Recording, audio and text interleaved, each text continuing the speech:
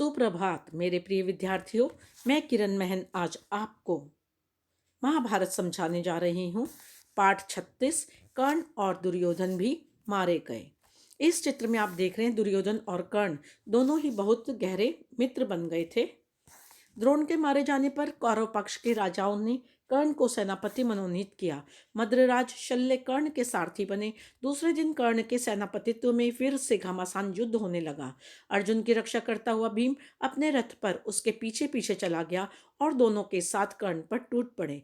जब दुशासन ने यह देखा तो उसने भीम पर बाणों की वर्षा कर दी। उसको भीम ने एक ही धक्के में जमीन पर गिरा दिया और उसका एक एक अंग तोड़ मरोड़ डाला। भीम मैदान में नाचने कूदने लगा और चिल्लाने लगा, मेरी एक प्रतिज्ञा पूरी हुई, अब दुर्योधन की बारी है, उसका काम तमाम करना है। भीमसेन का यह भयानक रूप देखकर कर्ण का शरीर बहुत कांपने लगा। तभी अश्वत्थामा को दुर्योधन ने पांडवों पर हमला करने की आज्ञा दी। कर्ण ने अर्जुन पर एक ऐसा बाण चलाया जो आग उगलता हुआ निकल गया। तो उस समय क्या हुआ? उस समय भयानक तीर को आता देखकर श्री कृष्ण ने रथ को पांव के अंगूठे से दबा दिया, जिससे रथ जमीन में 5 उंगली धंस गया। कृष्ण की इस युक्ति से अर्जुन मरते मरते बच गया। कर्ण का चलाया हुआ सर्पमुख अशस्त्र फुफकारता हुआ आया और अर्जुन का मुकुट उड़ा ले गया। इस पर अर्जुन के क्रोध का ठिकाना न रहा। उसने जोश के साथ कर्ण पर बाण वर्षा कर दी। तभी अचानक कर्ण के रथ का बायां तरफ का पहिया धरती में धंस गया। इस प्रकार आप देख रहे हैं इस चित्र में जो कर्ण हैं वो तीर चला रहे हैं और युद्ध का सामना कर रहे हैं।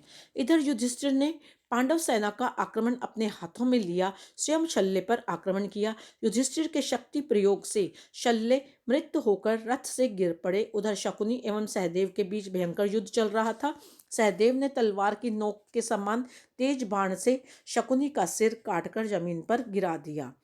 कौरव सेना में अब दुर्योधन था, जिसके पास ना रथ था और ना ही सेना। ऐसी दशा में वह गदा लिए जलाशय की ओर भाग गया। यह जानकर कि दुर्योधन जलाशय में छिपा हुआ है, उन्होंने उसे ललकारा और सुई की नोक भर जमीन न देने की बात याद दिलाई। तब दुर्योधन ने भीम से गदा युद्ध शुरू किया।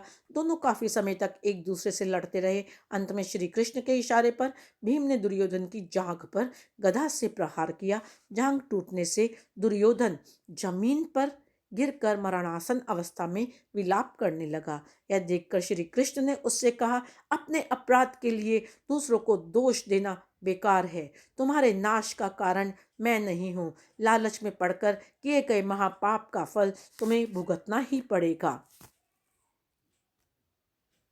तो बच्चों, आपने देखा कि यहाँ पर हमारा यह पाठ समाप्त होता है।